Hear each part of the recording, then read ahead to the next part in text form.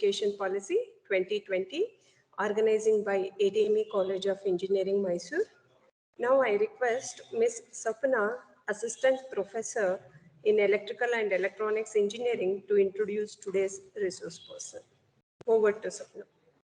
Thank you, ma'am. Good afternoon, one and all. I'm privileged to introduce Dr. Sr. Sudharshan Iyengar. Dr. Sudharshan holds a BSc and MSc degree from Mysore University and pursued PhD from the Indian Institute of Science, Bangalore. He is currently on a sabbatical from the Indian Institute of Technology, Ropar, Punjab, where he works as an associate professor. His areas of research include collective intelligence and social computing. Dr. Sudharshan has graduated 5 PhD students and he is currently guiding 8 students. His interests include teaching pedagogy at higher education level and aspires to develop online teaching methods that will suit the post-pandemic situation. He has conducted 3 NPTEL courses and teaches in the bachelor's program on data science at IIT Madras. He is also involved in handling an upcoming nationwide data science initiative and master's level courses at the Palaksha University as a visiting professor, an upcoming institute in India, and partnering with several top-ranked universities such as UC Berkeley, Purdue, and SRI International. He also holds an adjunct faculty position at National Institute of Advanced Studies, IISc Campus, Bangalore. He has conducted more than 100 FDPs and has delivered over 400 talks, many of them of the popular science genre involving computation. We are very happy to have you as today's resource person. We welcome you once again, sir.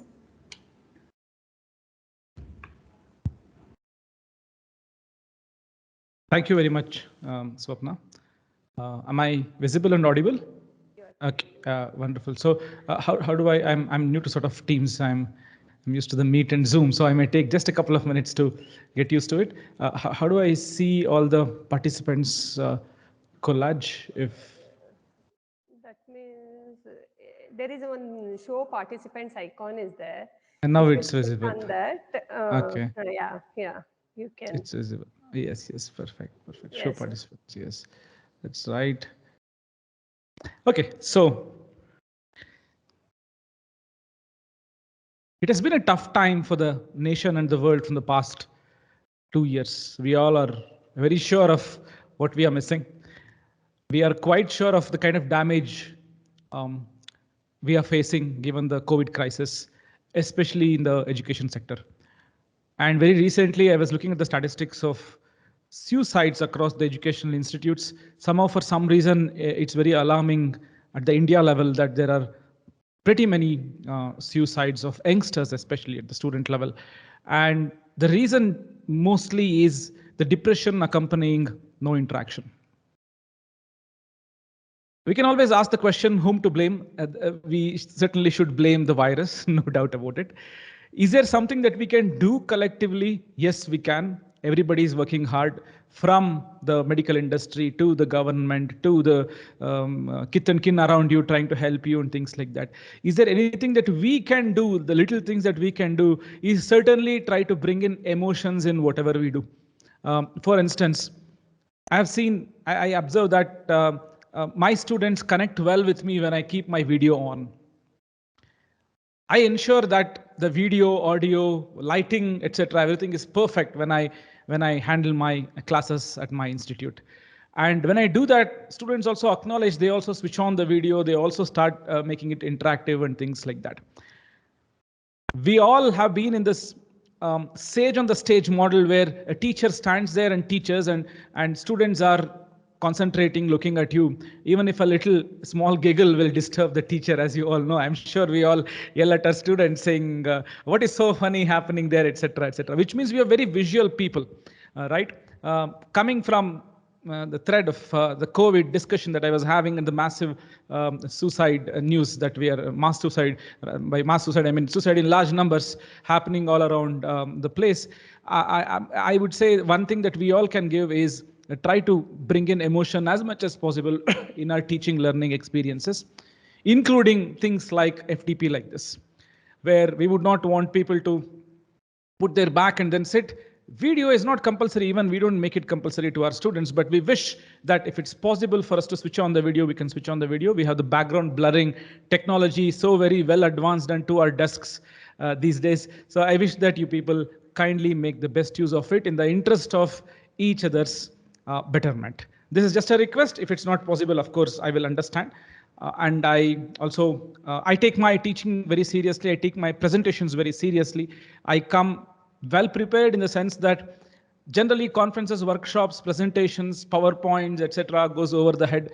I try my level best to ensure that it doesn't go over the head. I keep it interesting. I work quite a bit to ensure that we make it engaging. So please try to participate. Try to ask questions, make the session interactive. I have requested the administrators to unmute all of you in the sense that the mute button is optional for you people. Keep it muted when you're not talking, but kindly switch it on when you want to talk. A good protocol would be to raise your hand and then unmute yourself as I call out your name. Okay, so with this request, I would call upon all of you to kindly switch on the video if it's possible. If it's possible and still if you have the video switched off, a sincere request, please switch it on. Let me see the poll. The poll is still struggling. 9, 10, 11, 12, only 13 inputs. This is part of, there'll be some, I heard there'll be some exam questions at the end. I was told by the coordinator, which is a good thing. I mean, we should have some incentivization mechanism for people to learn. It probably are the modification of questions that I'm giving you right now. So if you can answer these things, participate in the discussions, you will be able to answer them with confidence. It's not about securing marks and clearing exams once again, the board exams. It's just the joy of acknowledging whether what you have learned is right or wrong.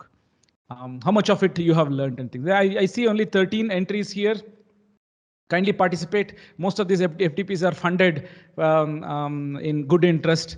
We have to make the best use of it. So the use of it is visible in the polls participation that we are having here.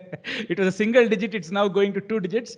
So kindly make it happen. Kindly I would say at least, how many people are here? There are 57 people. I would expect at least 30 people to participate, if not more. I mean, if not 57, all 57.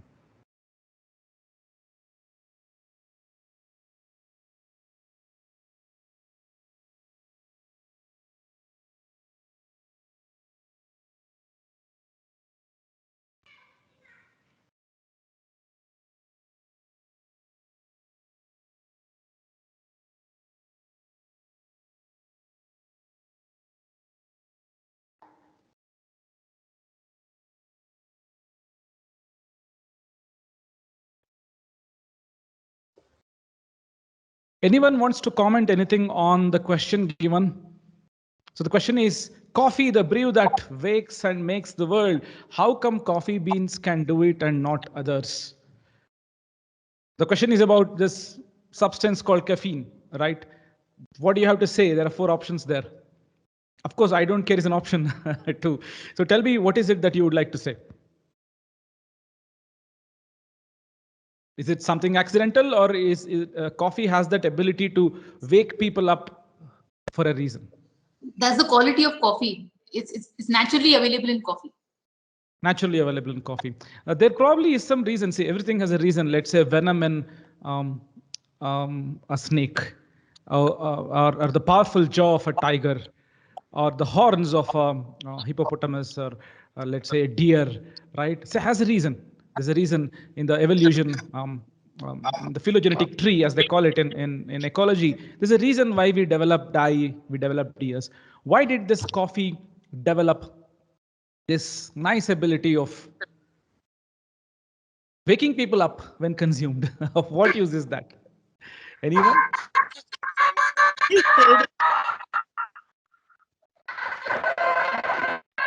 It's a sodium ion. There's a scientific reason behind it. No, yeah, scientific reason could be at the level of its. See, we can always dissect it and try to understand the chemical that excites the mind, and it's called the neurostimulant, right? All those things, fine, but why did it come? See, of what use is that? Why is coffee bean what it is today? You see, the trunk of an elephant, there's a reason why elephant has a trunk that long. There's a reason why animals have tail. At least hypothetically, people have realized that this probably is the reason to balance their bodies. They have a tail, right? So why does coffee wake us up? Nature wanted that way, probably. No, why? If we ask the question why nature wanted, there should be some reason, right? So everything has a trajectory. You see, we have, in place of having one eye, we have two eyes. Why do we have two eyes? We have two eyes because stereographic projection is easier than, one eye's ability to perceive the world, right? Why do we have two ears? Again, stereographic projection like equivalent. The sense of direction is easier if you have two ears. Why is coffee what it is? Anyways, let's go ahead and then see what the answer is. If you can see my desk.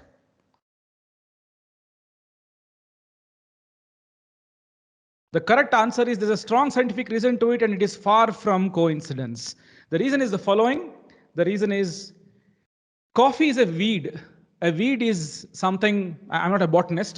This goes from my some popular science reading. Anyone here wants to correct me exactly the reason? You can always correct me. But then the quick reason is that coffee is a weed. Coffee bean, whatever you get, coffee plantation. It's like a weed, and it doesn't want other plants to survive in the neighborhood. And what it does is it ensures that it generates this smell of coffee, which is sort of toxic in some sense. It's poisonous for other plants, but when consumed for humans, it gives a high. Why? It is when you are in danger that you feel like running away from the place. You have this, what is called the adrenaline rush to escape from a place. You get all energy all of a sudden, right? Drinking coffee gets you into that energetic mood because it has some sort of poison, very low on impact poison. If you take very small amounts of snake venom, probably it will have the same impact on you. Don't try it. I'm just saying people do consume it. For some people it gives a high, right? So the question we are trying to ask here is,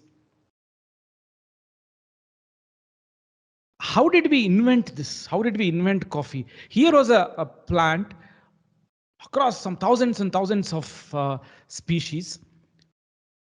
Why did we end up going and accidentally inventing it? Who invented it? Was it part of some NSF project in US or a DST project in India or any other funded project anywhere in the world? Or was it just like that invented by our ancestors? Okay, so let's look at the next question in this series. So the next question is very similar. How was coffee invented? Guess and do not Google it. You can see on the same link.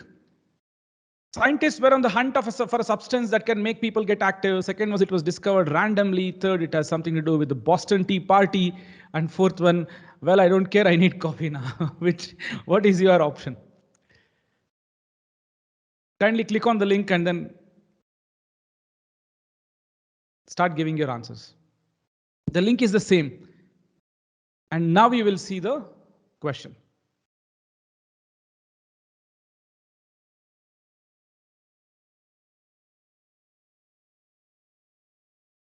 Good to see some answers coming in. Excellent.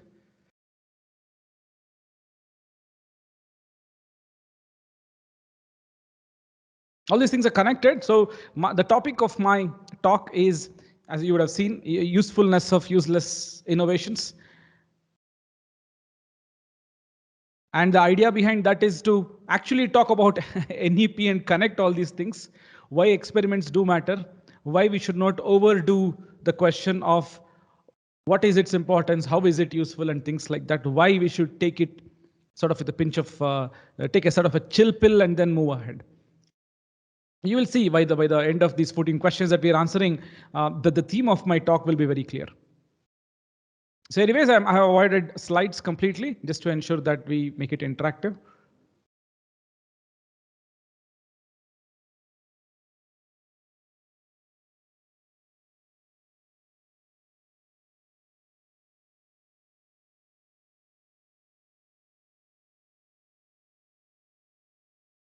Okay, 21 answers. That is roughly 1/3 of the participants.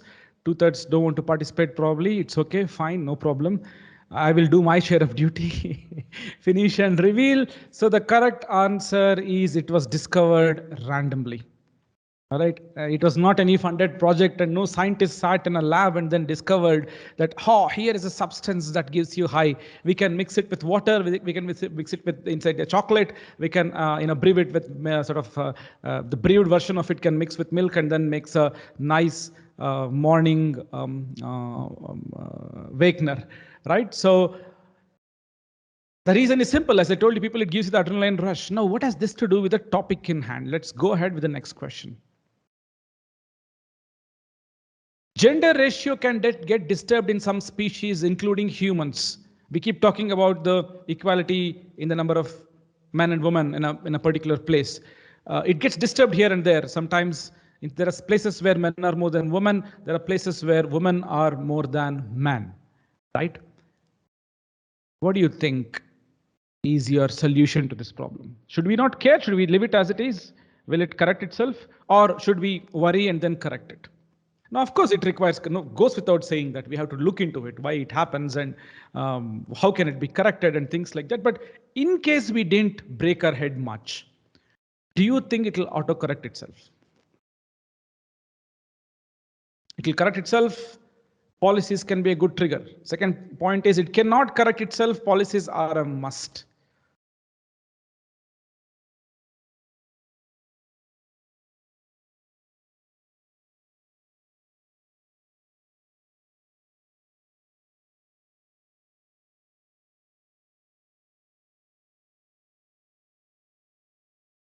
There's an interesting sociology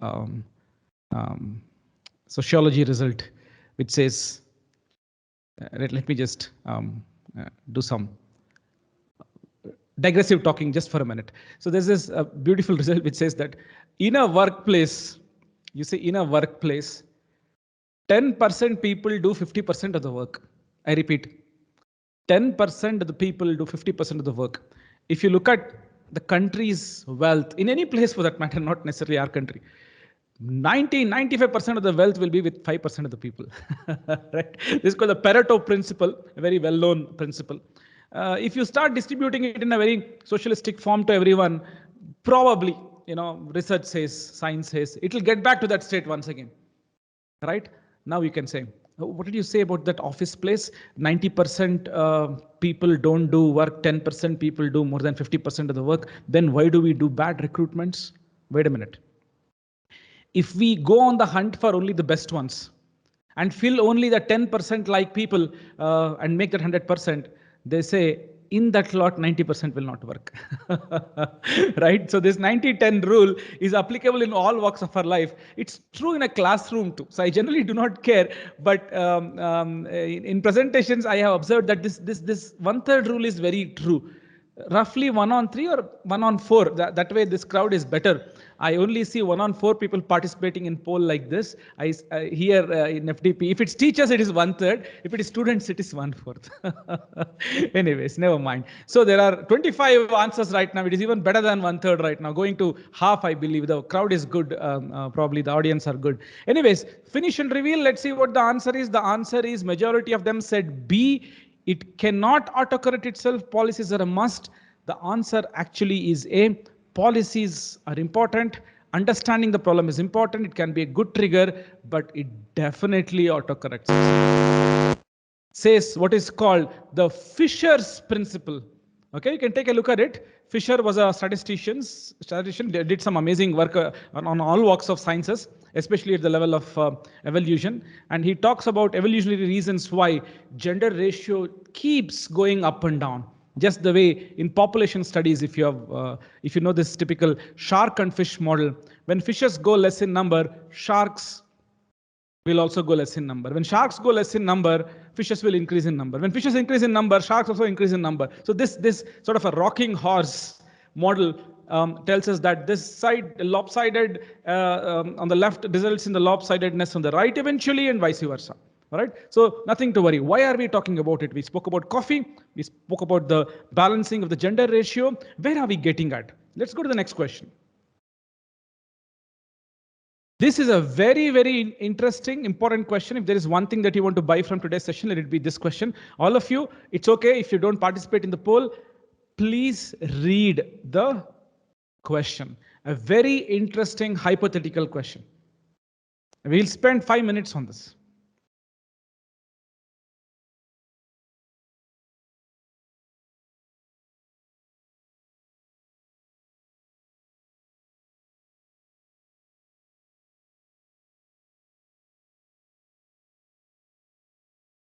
If we were to rewind the tape of science and removed Albert Einstein from it, the world wouldn't have cracked the relativity theory.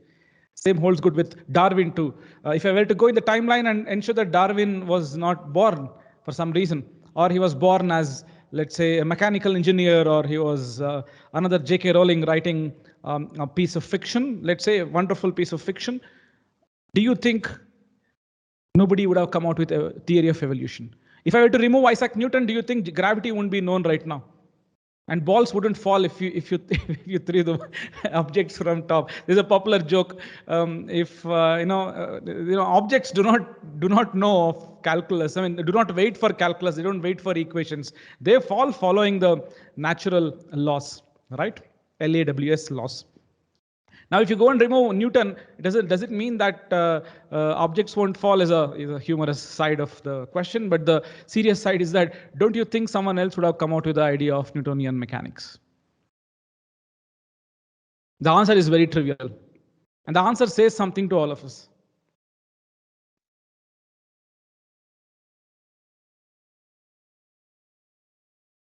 Okay, so 25 responses. I would like to give you a couple more minutes time. Kindly take your time and then read. It's okay if you don't respond, but please read the question.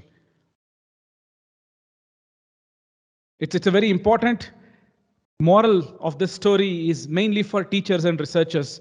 We do a lot of leader worship.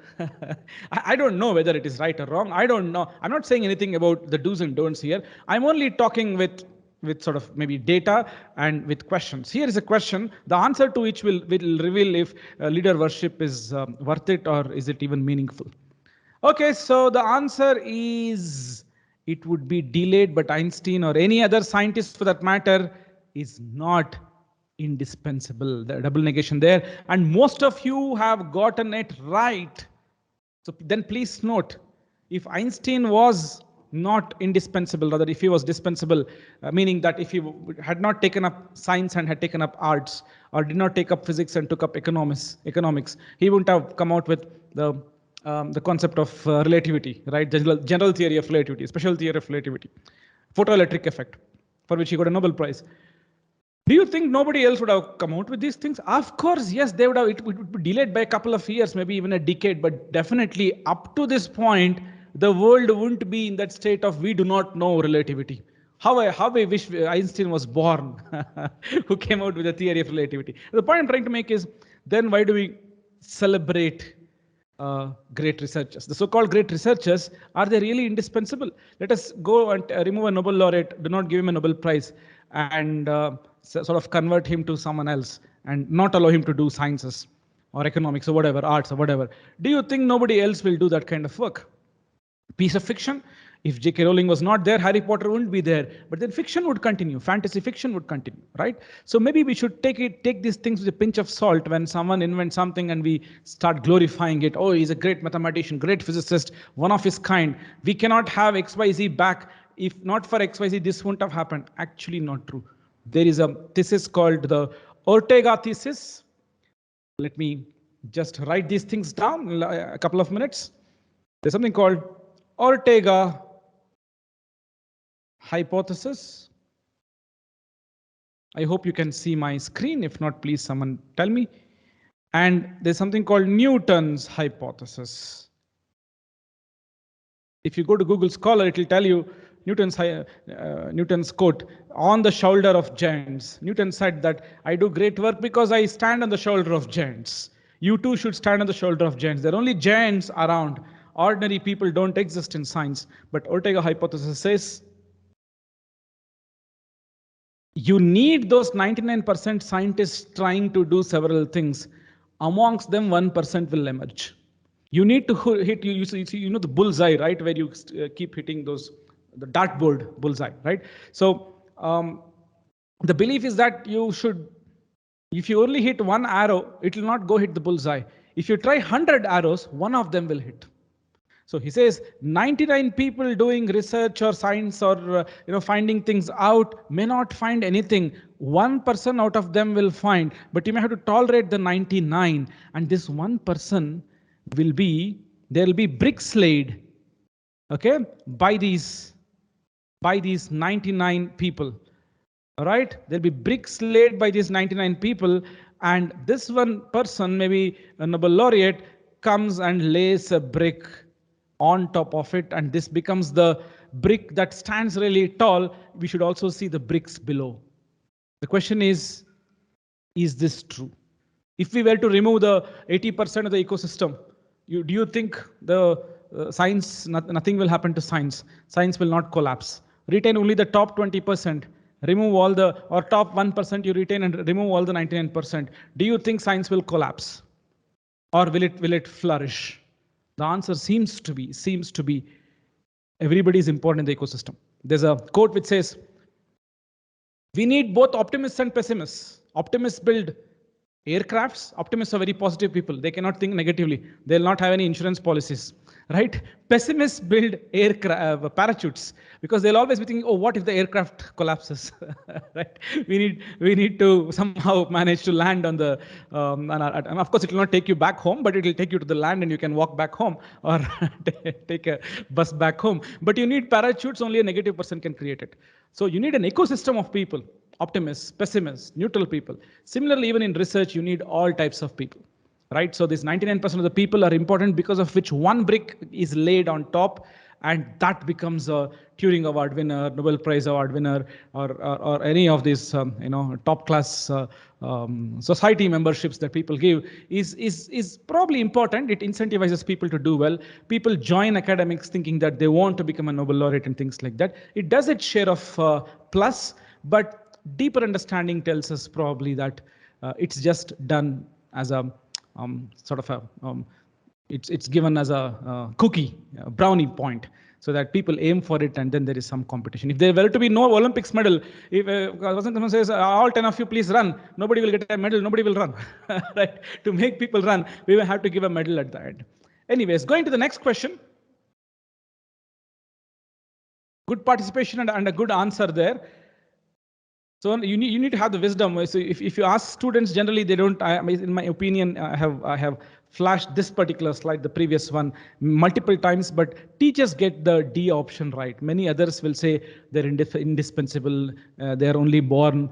They are not made and stuff like that, because they have these things in their mind that they want to be very successful. A great person, the richest person in the world, is very hardworking. This, and if you remove the richest person, the next person will be the richest. Anyways, so next question: what is the easiest way to explore an unknown terrain?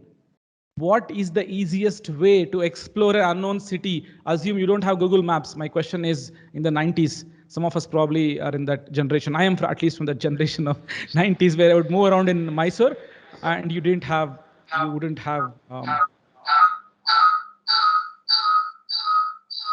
Google Maps, right? So this is probably the reason why organizers want the mic switched off, because we don't know whether we have kept the mic on or not. Sometimes it echoes, sometimes there's a background noise that it captures. Anyway, so the question is, what is the easiest way to explore an unknown city, unknown town, unknown terrain, unknown forest, right? Assume you go to a forest, you don't have Google Maps working there. How will you explore it? Yes? Yes, someone wants to say something? Please go ahead.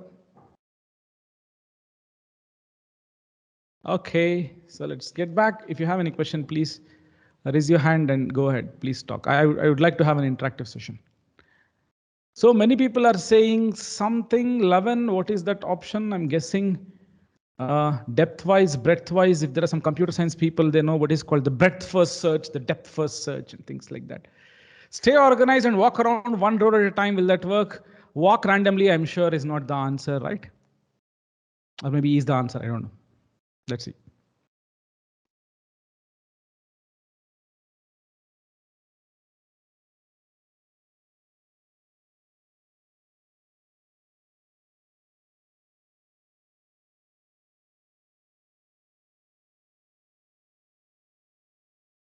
Okay, let's see the answer. The answer is walk randomly. 7, the second best got the answer right. Many of you thought it was A. Please note your Google search algorithm looks at leftover data, which is who has linked to what website, etc., etc. Let's not get into the technicalities of it. Someone was talking about social networks course. So if you're interested, take a look at the social networks course on NPTEL. We discussed that in detail. But then the gist of it is that Google takes a random walk to explore the world of web. It doesn't plan a picnic on all the websites and then go stays there, reads the content and stuff. No, it doesn't work like that. It goes to a place, takes a random link, goes to another place, so on and so forth. It keeps walking randomly. This is called a random surfer model, random walk. Only when it walks randomly, it gets to see the entire world. There seems to be no other way, number one.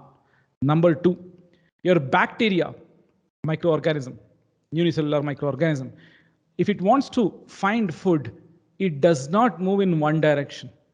It goes in some direction and immediately changes its direction and then move in another direction, other direction, another direction, other direction. Only then it will find food, it seems. Otherwise, it cannot find food.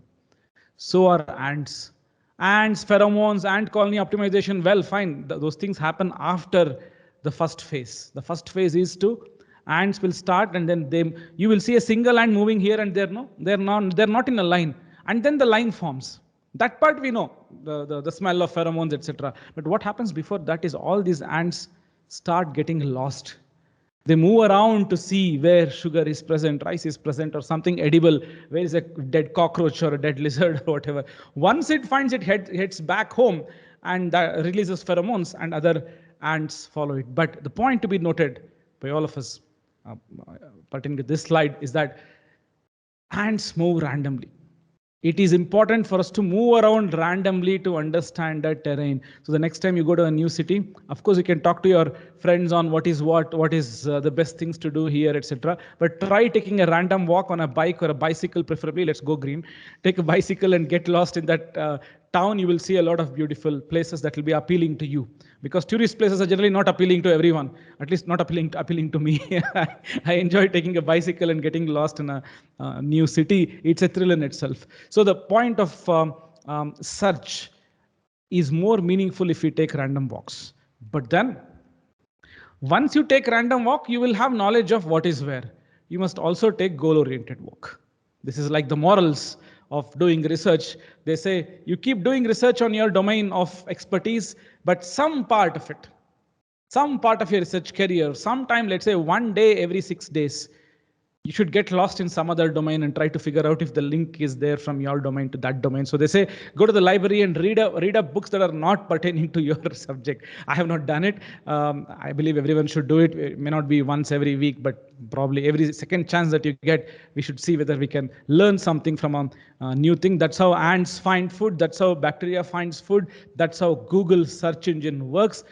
The most popular unsupervised learning algorithm, all the ML AI buzzwords you would have heard, one of the sort of the ruling force, at least according to me, in this what is called the unsupervised learning algorithm is the random walk method, where you randomly walk and have a search space ready, solution space ready.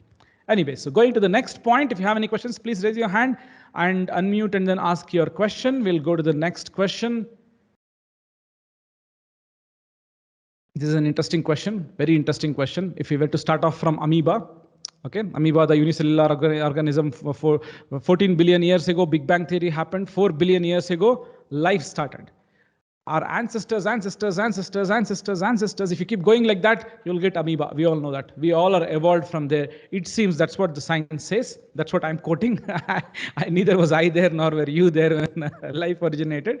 But then, yes, if we were to ask this question, after life originated with amoeba and human beings, somewhere down the lane, eyes originated. And why 2 eye? 2 eyes, 2 ears. One can do well with 1 eye or 1 ear. Why did evolution give you 2 eyes? Why did it give you 2 kidneys? This two nostrils, right? Why? 2 eyes, 2 ears somehow is convincing. 2 nostrils somehow is not, at least for me, is not convincing at all. Whatever is the reason. Anyways. The question is, if you were to redo the tape of life, do you think again eyes will originate? Many experiments are done in this direction and they have answered this question positively.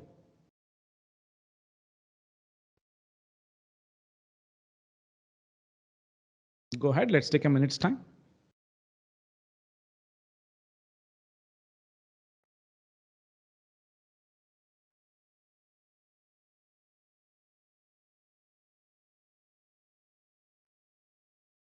Very good. Let's see the answer. Majority says B, and B happens to be the right answer. There will definitely be several creatures which will evolve to have just 2 eyes and not more. Okay. Now let us switch to some discussions. All of you have now realized when you see, that's why even in our own literature, in our mythology, you see this, what is called Yaksha Prashna in Mahabharata, right? At the end, Dharmaraja says, after having faced Yaksha and all the questions from it's a bird basically, he says, I never knew I had answers for these questions. If I had asked these questions to myself, I would have probably known the answer. I think if I remember the story right, Arjuna goes there and he doesn't answer the question, or he is rude and then he dies, and Dharmaraja goes there and then Yudhishthira rather goes there and then answers the question, and Arjuna comes back to life and they come back. The point there is the questions. Okay, if you see even Vikram Betal, right, the idea there was to teach morals using questions. Right, very powerful questions with a very cinematic scene where the Betal says, if you open your mouth, I'll run away. But then you should give an answer for this question based on the story, right? So I'm being a Betal for you. All of you are hiding behind your camera and with the mic muted. So please unmute and give me the answer for this question. If we were to redo internet, do you think YouTube will come? Where is the trajectory of education going? Is there a pair of I-like equivalent that is going to happen to education? Do you think education of India is moving to a place which has been a no man's land so far, but is a rich treasure house of strategies? Isomophilias. I strongly feel that all the useless innovations, useless ideas lead to great ideas, right? It starts off as a very worthless, will it really work like question. Accidentally we discover something, we observe something. Your GPS was invented accidentally. Your microwave that you use in your homes right now, everyone has a microwave in their houses, right? Most of us at least have. That was invented when a chocolate in the pocket melted when 2 people were playing with laser.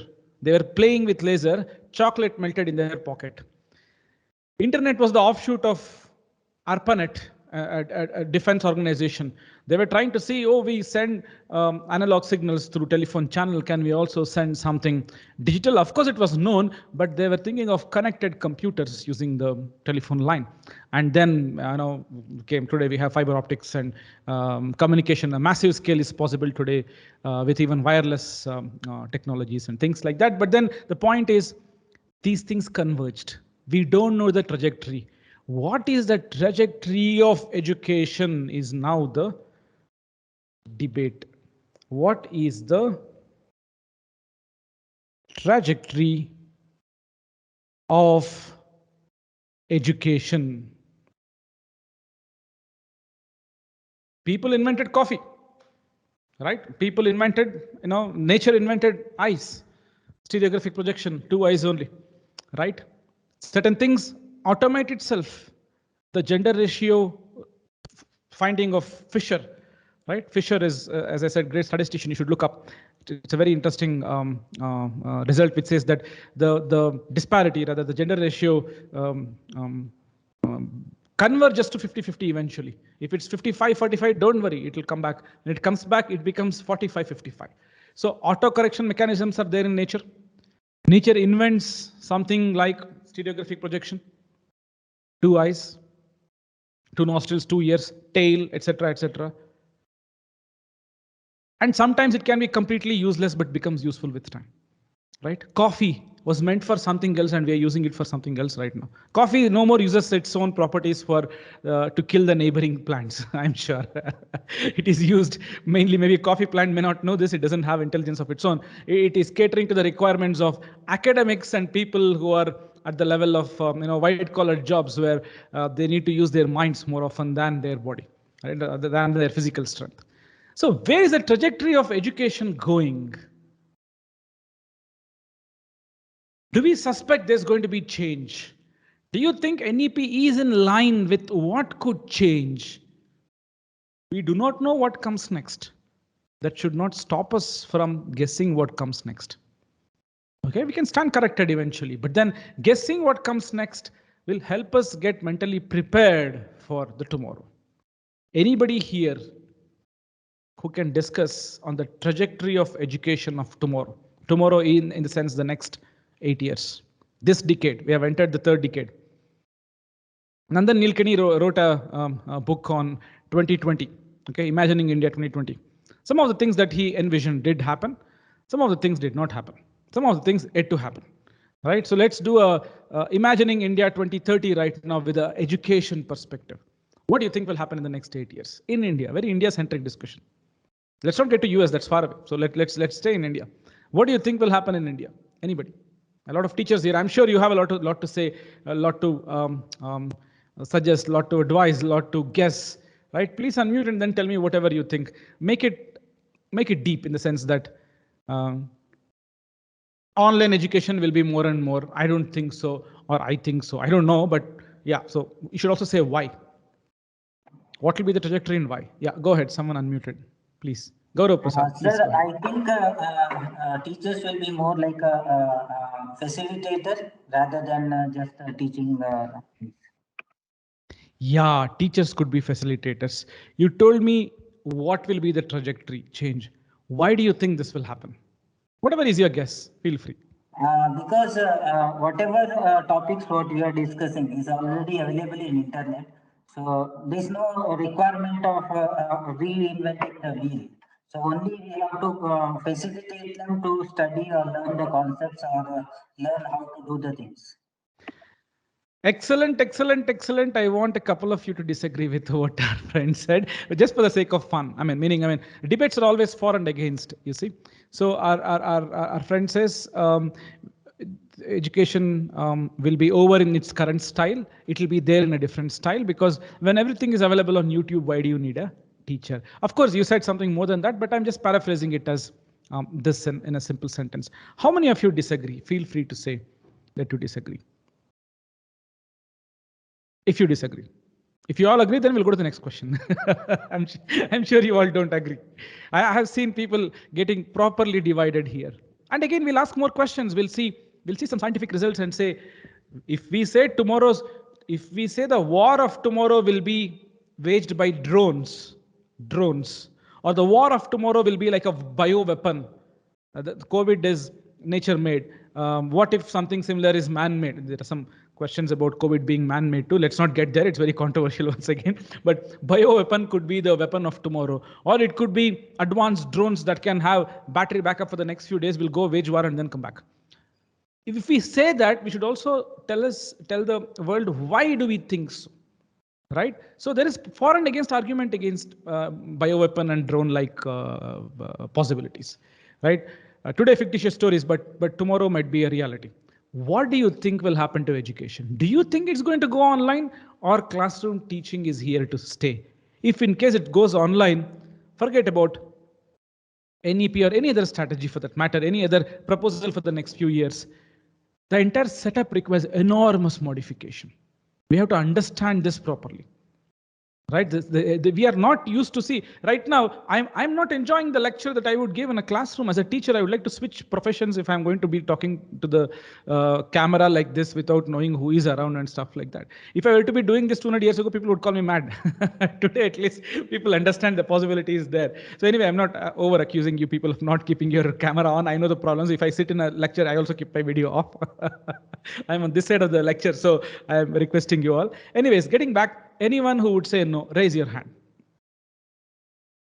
It will not go online. We are going to get back to normalcy very soon.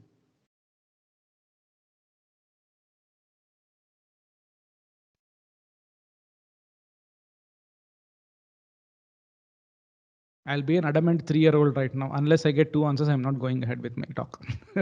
So somehow say something. I need at least 2 volunteers who will say yes or no to this. Hey, hi, Mukesh. Hi, Here. Mukesh. Please go ahead. So basically, it's neither yes nor no, right? It has to change based on the context, and it will change depending on the need. For example, if we look at the way industrialization is happening, right? So and the kind of the healthcare issues everyone is facing in today's, not just the India, entire world, right? So keeping all that in mind, we have to be secure. At the same time, we have to advance in terms of knowledge, in terms of application, in terms of implementation, right? And all of that, if it has to happen, then just being physical or just being digital is not going to help. It's gonna be a kind of combined effort with the help of technologies. Probably, if you would ask me, maybe 3D printing more, right? Which brings kind of an environment, a physical environment. Although people might be sitting across the world, but they will feel like they are right exactly sitting in that room using 3D printing and virtual reality. They would not even feel that they're not in the classroom. They are in the classroom. They are sitting together. They are talking together. So you would not even have that feeling that you're no more physical, but at the Okay, same so time, you're not. you're envisaging that there will be strategy ways in which we can mimic the classroom model, and there'll be a blended mode with both online and offline teaching, or maybe offline can be completely replaced by some newer technologies. Right? Offline will be 100% replaced in coming 10 years. I mean, Why?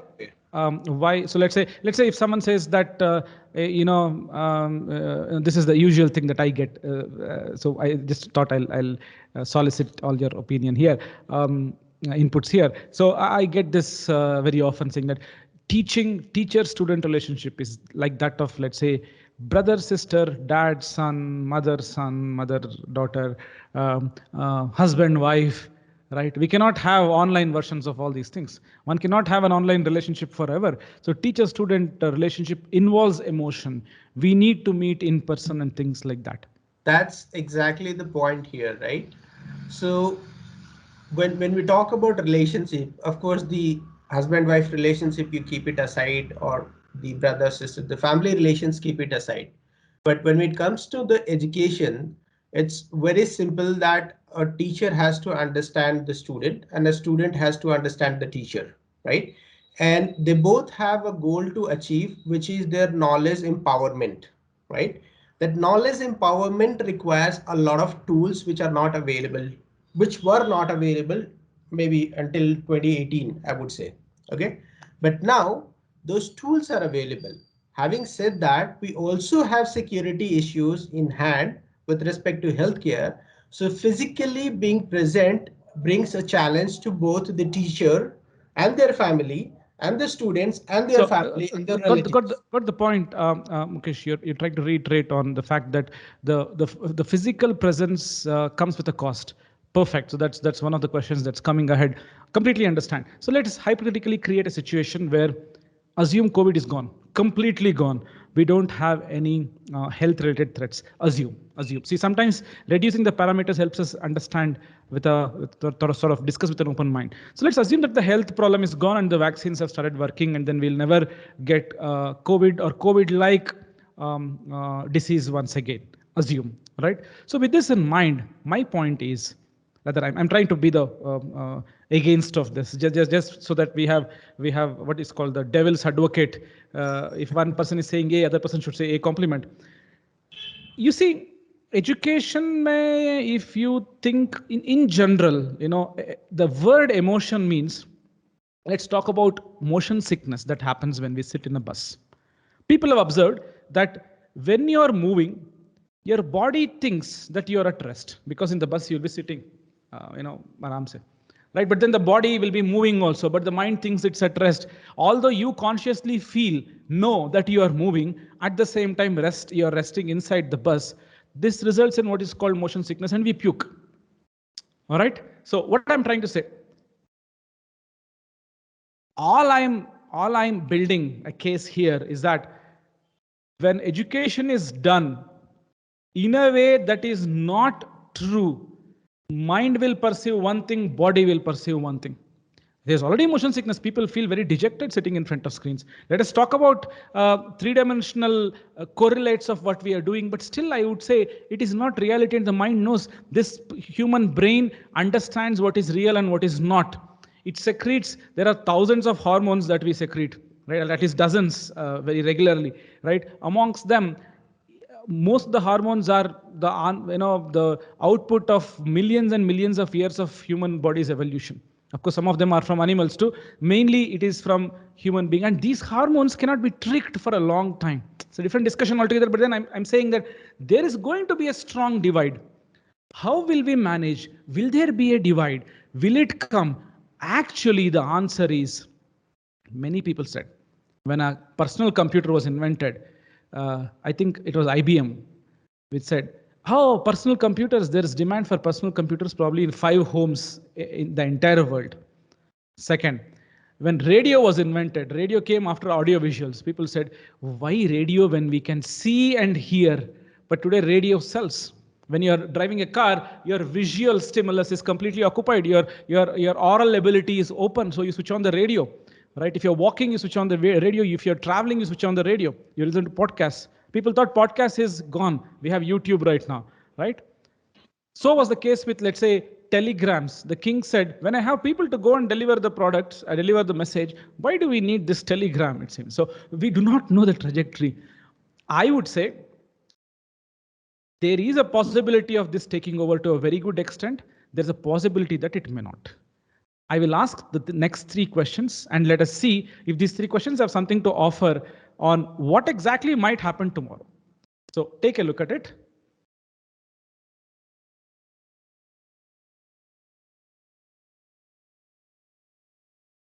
The next question is, what is the expected infrastructural, I hope you're able to see it. What is the expected infrastructural magnification of the educational institutes today? Today, COVID is still not gone. Hypothetically, I assumed that COVID is all gone, but assume as of today, if all our students were to return, what will be the infrastructural requirement?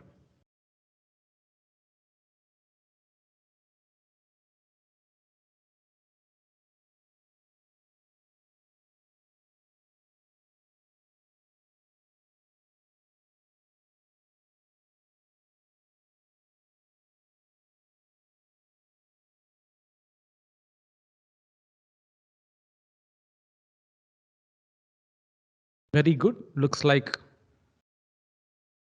everybody is divided. We can manage with the existing infrastructure definitely is not true. I think that's a no-brainer. We can discard that. If someone is saying that, I'm sure there'll be a big debate. Because see, we need to maintain the do gaj ki duri distance, right? Social distancing, and we have to be wearing masks. The classrooms which were made for n people today can only be occupied by n by 2 people, which means teachers have double the load to teach 2 different classrooms. Infrastructure should be modified. Common toilets in the hostels can be a threat where diseases can spread, right? That fear is always there, right? So there's a beautiful step-like behavior in the answers, nicely divided. Let's see what's the answer. It is estimated that it will be more than 2 times. Okay, don't ask me for reference. These are all some informal poll question answer collected from different researchers in the country. So roughly 2.5. It makes sense. No, if you increase current distance between 2 people is level as let's say 1 foot. If you make that some 6 feet distance, 1 to 6 distance, and you should manage the existing infrastructure, it is easily more than double. If 1 becomes 6, actually it's 6 times more, but that's in one dimension. Your world is in two dimension, basically. Seating is in 2 dimension. So obviously it becomes sort of square root of it, right? It's another square of it. So it becomes 2.5 times the existing distance, right? Definitely not feasible. Then the fees will go up. We need to have more infrastructure, more teachers. Obviously, fees should be more, right? Goes without saying. Next question. This again is, I would say so far for all the teachers, one hypothetical question that will tell us majority. I mean, the major breakthrough next step is in this question. Okay, look at this. It's a very simple question. You'll even be wondering, why are we even asked this question? Textbooks referring for a fundamental course? Big deal. We all know the answer for this question. Why do we even have it as a poll? But take a look and answer it. This is very eye-opening.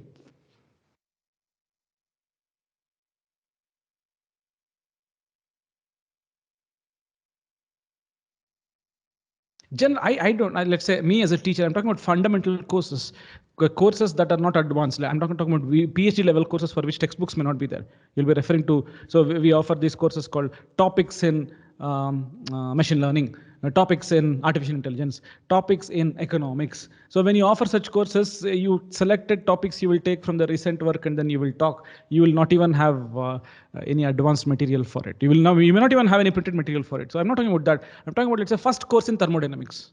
What book will you refer? How many books will you refer? Right? Let's see.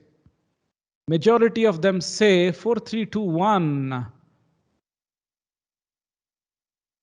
Many people say, let's see, B. They say 2 books. D, more. The fact is we don't refer more. I mean, I know. We sometimes show off saying that we refer more. Maybe there are genuinely some people who will refer more. I'm not debating on that. I'm only saying that at least I don't refer more than 1 book, and I don't know of my colleagues who refer more than 1 book. Secretly speaking, many of us even refer to a small guide. Right? It's a popular practice in many colleges where there'll be one person. There'll be, to show off, there'll be some very expensive foreign author book, but we'll be referring to something that is easily available in the market and has a Q&A session more than explanation, right? Idea is simple. We do not refer more than 1 or 2 books. Take your own subject that you teach, right? In that subject, who is the best author? 1 person. After him, is there some other author who is best-selling in that subject? Maybe another one. Maybe another one. After 3, 4 authors, there is no 5th author. He will be there. You will find his book in the library, but you will not find it in the market. There will only be 1 edition, first edition, so many copies, 100 copies, 1,000 copies sold. After that, over. No sales, and we will stop. Only the first few authors sell. This is a very eye-opening analogy to what may happen tomorrow, according to what people say. According to the study, looks like, see, I fear today to go to the classroom without preparation, because if I go without preparation, my student will compare my teaching with a YouTube teacher. Right? There'll be a 18-year-old who has done a much better job in my topic than me and may even be teaching in a local language. This happened in one of the top American universities. I'll not name the universities for obvious reasons. There was this person, an Indian, who told the teacher, why should I sit through the classes if on YouTube from my own place there is a college student who does a better job in teaching than my teacher who is an award-winning researcher in the topic? Why should I listen to the disinterested version of the same topic while an interesting version, well-articulated version is there on YouTube? Anyway, this is an extreme. Of course, you will have things going bad there on YouTube and things going very good with an award-winning researcher coming and giving a very good talk. In fact, great people actually give very good talks. I've observed it at least in top places. The talks are, I mean, they use their creativity in delivering good talks and writing good material too. But that said, generally, we see that the top YouTube video on a topic is good. If it has 1 million views, it better be good. Right? There's this beautiful lecture series, video series on mathematics called 3 Blue, 1 Brown. 3 blue, color blue, number 3. 3 blue, 1 brown. This person has simply revolutionized mathematics education at the undergrad level by explaining everything, by giving the geometrical intuition for linear algebra as a subject that engineering people read today. AI is a subject that requires linear algebra as a prerequisite. This person has done an amazing job in teaching that in a very intuitive way. He is just a master's pass out. Of course, from a top university, he's from Stanford, that's a different matter, but not every Stanford graduate can teach like him. And not every PhD can, compete with him in his ability to teach. So he has done an amazing job in teaching. After his teaching, nobody is now going to lecture about linear algebra because he has set standards. Him, number one. Number two is that there's a professor at MIT called Gilbert Strang who teaches this subject really well. If you want to learn linear algebra, he is the right person. After him, there is nobody else. There's a saying, no, na bhuto na bhavishyati. It's like that. Nobody was there before this person. Nobody will be there after this person. So given the YouTube revolution, the best teacher is available on the screen for you to watch. You either match with this best teacher or do a mediocre job of preparing some slides and trying to understand something. Of course, we can do better than that teacher if we read it and then try to see what better can be done. But if very good things are there, why should we redo the teaching? Why should we write another book on a topic while there are 3-4 best-selling books? Teaching also becomes the same thing. Teaching was not available. Best teaching was not available until recently. YouTube came in 2006. In 2010, there higher bandwidth internet came to India. Post 2013-14, the geo revolution has made all of us hold a screen and then watch any 4K or high definition video. So now, and internet is very, very cheap, right? And fast. So we have access to all the best possible teachers on our on the fingertips. Why would we want to redo this? For instance, many of us did not understand during the lockdown why were many teachers asked to teach a very fundamental idea in a fundamental subject while YouTube had it. Why couldn't we just post the link and say read it up? That becomes a threat to our profession. You see, then what are we doing? We probably will just be aiding learning at a different level, like how our friend said just now. We may not be doing mainstream teaching. If we do it, then we better be really good. If I want to write a textbook on a topic on which there are 3 books already, my 4th book better be much better than these 3 books. Otherwise, it'll be gone before it even comes. A teacher now has become, the economics has become like a textbook, fortunately or unfortunately. Unfortunately, because this is a huge employment giving profession. It cannot go away like that. You need the touch and pinch of a teacher.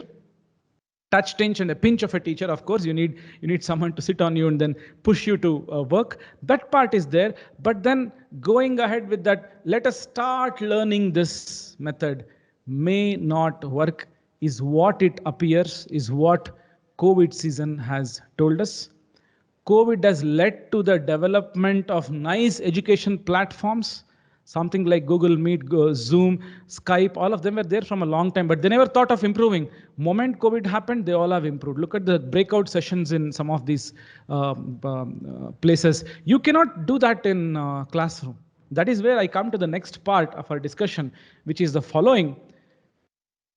Let me state that in the trajectory itself. Look at this. Here is your offline teaching paradigms. Let me call it just off. Here is your online teaching possibilities. Online teaching, I'll write a small circle because we don't understand it really well. So let me call it online teaching. Okay, we keep talking about what we do here, which is not possible here. Okay, so offline mein we can see students, they can ask questions, there is some emotion, etc., etc. But online mein wo nahi hota hai, sir.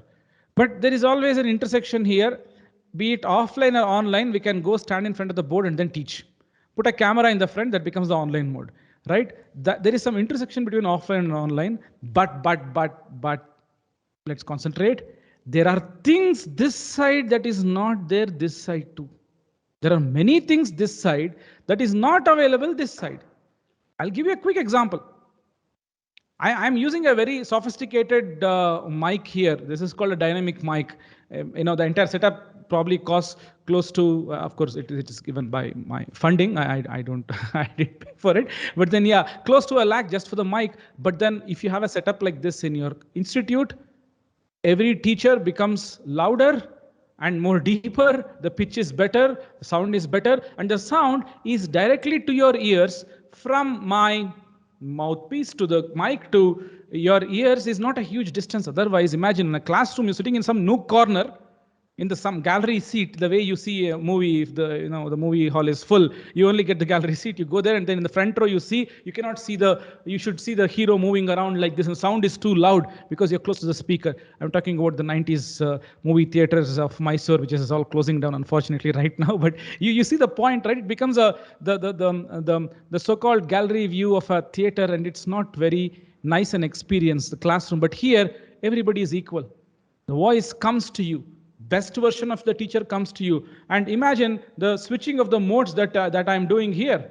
I mean, a simple setup, anyone can do it. I'm not bragging about my setup here. I'm sorry if I sound like that, but the point I'm trying to make is these things are, I had a wonderful teacher. His handwriting was not legible. Unless I sat closer to the board, I wouldn't see what he was teaching. My eyesight was reasonably good. I was not short-sighted, but still, I could not see what he was writing on the board. And here, if you can't see, we can always zoom in, zoom out. This whatever I'm writing here can be seen as a link. This is called Notability. Software has also, Notability again has come. Let me just show you. Create link, it creates a link. And in this link, I can share with you people, and you can see this particular screen on your desktop. So which means the running board, I need not rub, it comes to you. There are things that we can do here is the call that I'm trying to make here. There are things, the zebra stripes, you're seeing things we can do here, which we cannot do here. Let us also focus on that region. Let us focus on this. There are dime a dozen people with dime a dozen inputs saying this will not work, that will not work. Oh, online is not good, offline is good. Oh, that quote, this quote about education. But if you focus your views in the zone that I have marked here, okay, sort of let me just make it big. In fact, a lot of possibilities do open up. We have not explored this properly. Only now we are understanding how to do it. When vehicles came, when public transport came, people were starting to walk. People continued walking, said that this is not for me. And now do you see? First of all, there's no place to walk in many cities. That's a different matter. But the point is that people do resist. There's also another popular sort of a crib that we parents have. Oh, our kids sit only in front of devices. They don't go out and play. They don't read comics anymore. But historically speaking, if you look at Project Gutenberg was the place where printing media started. You Google for it, you will get it. In fact, there's a Project Gutenberg website which has a lot of books present. You would have seen it already. Gutenberg was the place where people realized that we need not make costly books. We can make books that are less priced, economically viable. Anyone can buy it. So they would make these wine bottles. In the instrument modified some jugaad they did, and they converted that to printing press, and they produced massive books with some entrepreneurially inclined people of the erstwhile world. People manufactured a lot of books and then said, and parents started complaining, oh my God, our kids would sit and listen to stories, and now they are reading books. This media is bad. We don't want our kids to read books. We want our kids to listen to our story. When we are reading, 10 kids are listening. We don't like kids reading books. It's bad on their eyes. Later on came comics and then said, what is this? There's no room for imagination, is it? You put the pictures there, and see, when I would read Ramayana without the picture of Rama in Amar Chitra Katha, my version of Rama was much, much better than the comic version of Rama. Why are you spoiling that imagination by putting a picture there? Comics came, right? People cribbed about comics. And now when comics are becoming animations and media, television, your iPad, your devices, people are saying, oh, the era of book is gone. How I wish I was brought up reading a book. And this script is always there with our teachers too, from online to offline education. But trust me, here's where I come to the sort of the finale of our discussion, of this thread at least. I have one more thread on NEP, which will come there. Mostly we all will be entering our inputs there. The crib is always there that, oh, online education cannot do that, cannot do this. But if you see what all is possible in the online world, number one possibility is heavy cost cutting. Cost cutting has different connotation in the industry, but for our teachers' sake, I'll say cost cutting means cutting the cost. That's all. Okay. So the ratio, in my opinion, is 1:50, or maybe even more, maybe 1:100. You don't need buildings. You have everything available online. You can have buildings maybe to meet here and there, but not dedicated facilities where learning only happens inside the room. A lot of it can happen outside too, albeit more efficiently and effectively. If you start wondering that YouTube से हम कुछ नहीं सीखते हैं, I cleaned the sink of my house by watching a YouTube video. Right? So we all watch it, kids watch it. If you want to repair something, you watch a YouTube video. We can also learn from the YouTube videos, no doubt about it. Maybe the internet requires some curation, that will happen with time. As we say, trajectory, the trajectory will reach there. We will be able to do it. That's definitely the first point. Second point is the engagement of students. Can you people please keep the mic switched off? Engagement of students. Trust me, we all have had this bad experience of students not listening to us on Zoom. At least we have a force mute button right now.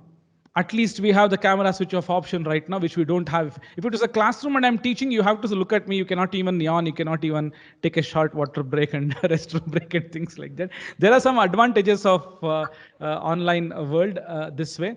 I've just put a couple of it, and engagement wise of the students, I feel there's no study to back this up. Okay. Wonderful, thanks. So looking at these points, probably there are more points that we can come out with, but then the idea is simple. The answer, the question that we asked and answered, cost cutting is really, really huge. Huge. And the proof of the pudding is in its eating, right? So I'm spending my sabbatical right now for the past 1 year, and I took up this piece of very unconventional, informal, unpublishable probably, I don't know, research, where I tried looking at students' engagement if we were to teach differently, okay? And the only thing I had was online environment. That was not expected. I wanted to do this experiment on students live, but I only had online portal during my sabbatical, past 1 year. And I observed that whatever teaching technique that we have thought of implementing, it is much better implementable on online portals. Many things that we do in the class are not possible online, but there are many, many awesome things that we can do online that is just not possible, will never be possible offline. We may have to turn our faces and then look at the online environment. It is coming. It's like that stereographic projection. Whether we like it or not, the evolution will bring that in. The trajectory will take that there. We all do not have the mindset or the intelligence to see what is coming next. None of us knew. Wikipedia, people said that, what is this encyclopedia? Anyone can come and edit it seems. How can this work? And today it has made other encyclopedias go extinct. Nobody comes and sells you any encyclopedia today, right? Wikipedia did that. What is Wikipedia? A slate kept on the streets where anyone can come and write, and that became popular. Nobody envisaged, once again, that this would be a super hit. It is a super hit right now. The article on India on Wikipedia, if you see, even a award-winning historian cannot write that kind of an article. It is very neutral. It is not. It doesn't take the inclination of the age-old beliefs of India. At the same time, it is not even very modern. It takes a beautiful balance. And there are some close to 1 million edits of this article, which has resulted in this kind of article. If you look at the article of President of United States, President himself says, I don't know so much about me that the Wikipedia says. And it's also properly sourced. We don't know what leads where. People said no to Wikipedia, but today it's a super hit. People say no to online education, but we don't know what's going to come next, right? But it appears to us from my little studies and my little experience, I have seen students ask more questions online. I have seen lectures going beyond the time and students being glued to the monitors, especially when we implement some of the teaching strategies. There is one strategy called the peer instruction, second called the flip teaching, blended learning, the Moore's method.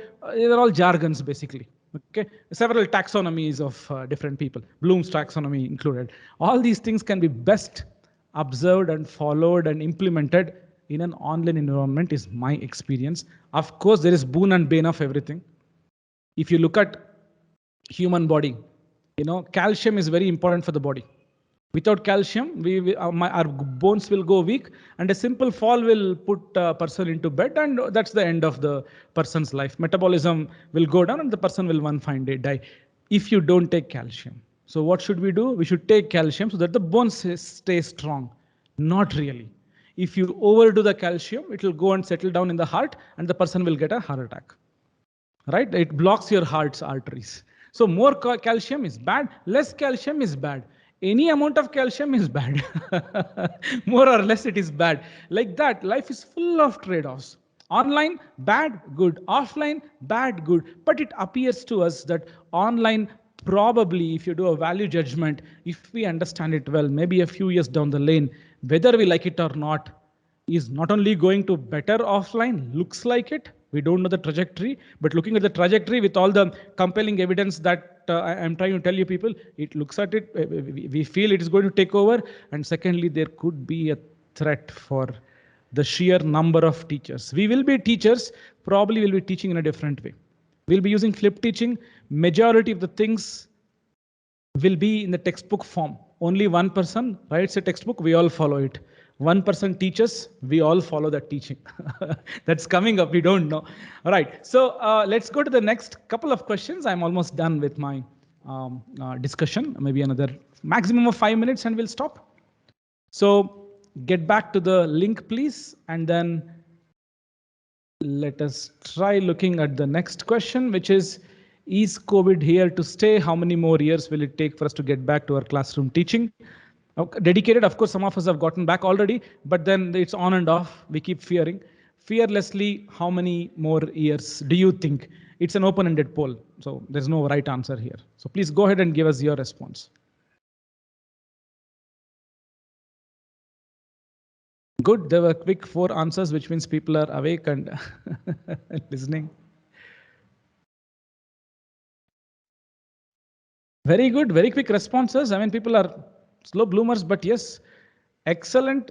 There are quickly 15 responses. Nice. 19 already.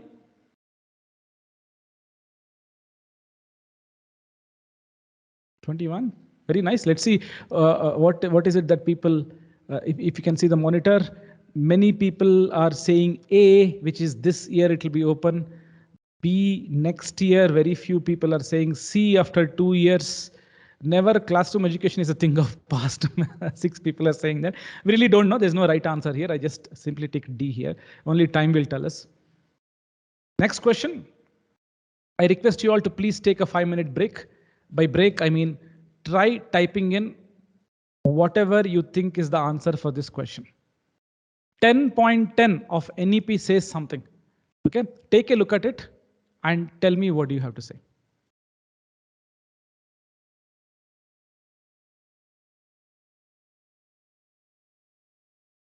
Please type your answer. Let's take a quick 5-minute break and then I'll come and end the session.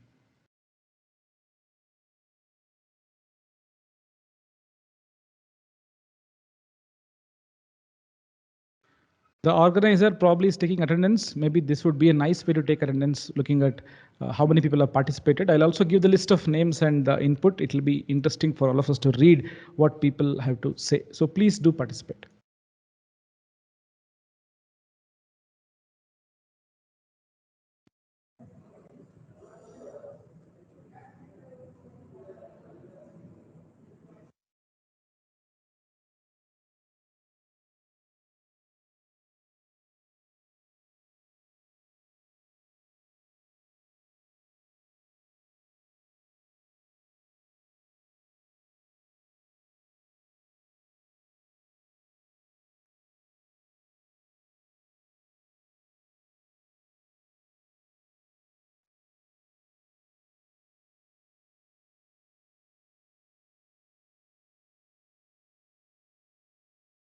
Also move to the next part, which is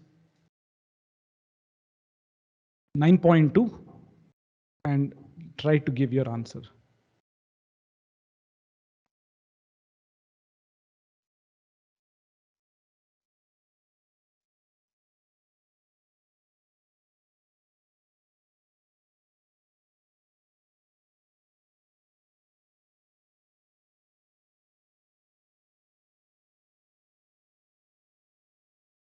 can go to the next one and then try to see the question and then try to punch in your answers.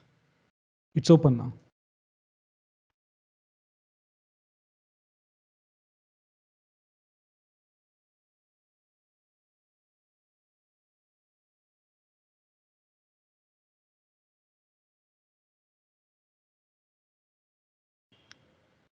If you can see the 9.2 has started, read that up and then try to answer it. If there's any issue, please let me know.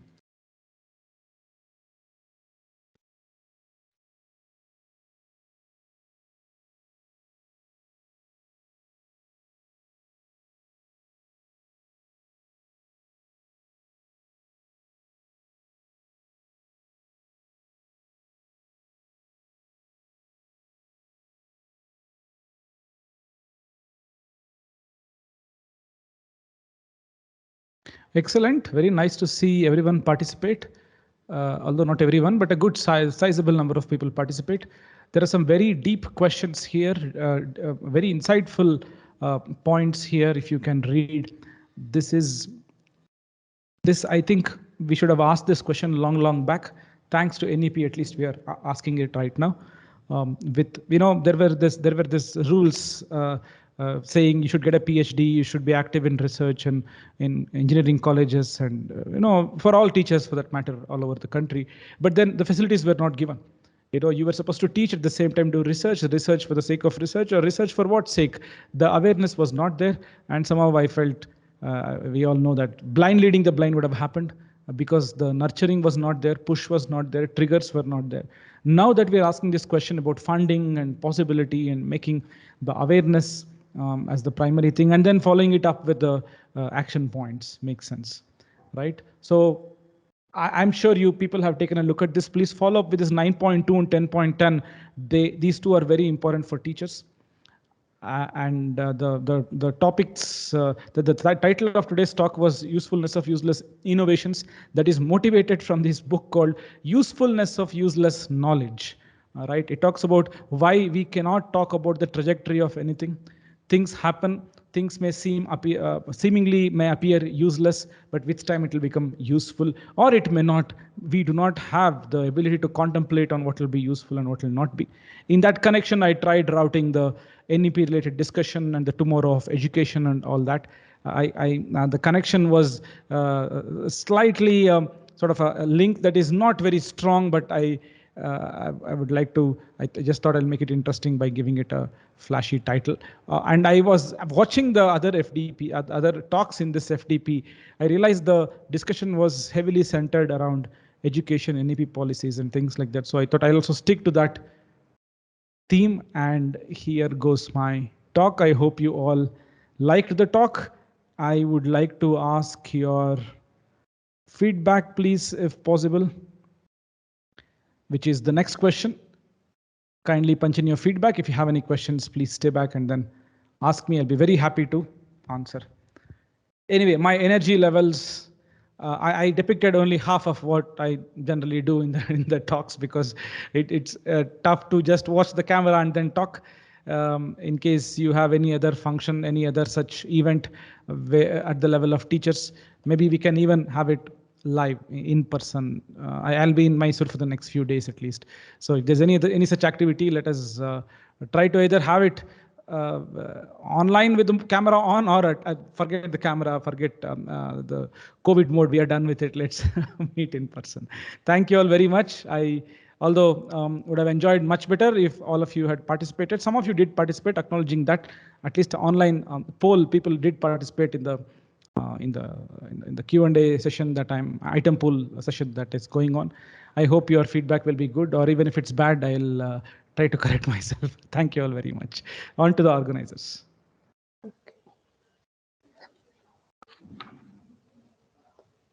Good evening. All the participant mic has been enabled.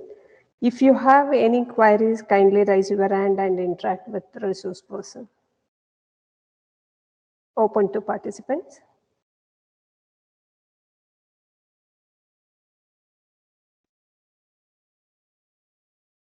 So as they say, the last sentence is always, if there are no questions, let us thank the speaker. So let me do the favor of saying, there are no questions. Let me thank all of you. Thank you so much. We'll catch up sometime. See you all. Bye.